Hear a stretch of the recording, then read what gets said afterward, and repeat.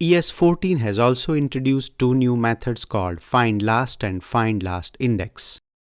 These methods are designed to iterate through an array in reverse order, that is, right to left, and return the first element or its index based on a provided testing function.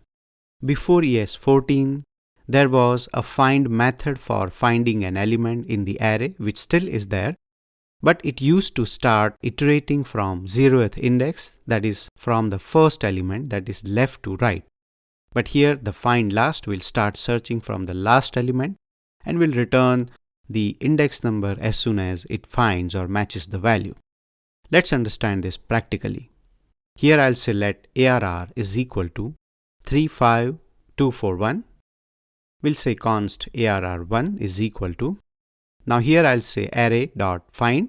Now inside there will be a callback function where every element will be passed here in the ELE, that is element. I'll say ELEM. Now the condition which I want to specify is, for example, element greater than 3. It means the value of element, if it is more than 3, then it should return. Otherwise it should not.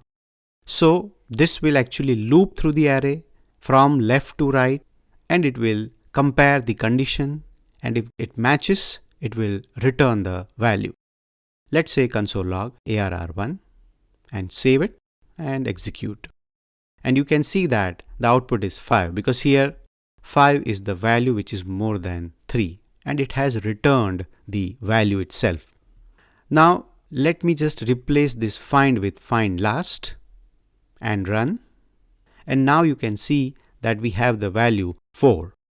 The reason is it started searching from the end, that is the last element, and the value more than 3 in this array is at the second last index. Alright, so this is how the findLast is different from the find method. We also had findIndex method, but now in ES-14 with the almost same feature we have findLastIndex as well. The only difference is that it returns the index number and not the value. So here instead of findLast, I'll say findLastIndex. Let's run the code, and now you can see that it returns the index number and not the value. So these two are real good methods which you can use when you feel that you want to search from right to left and not left to right.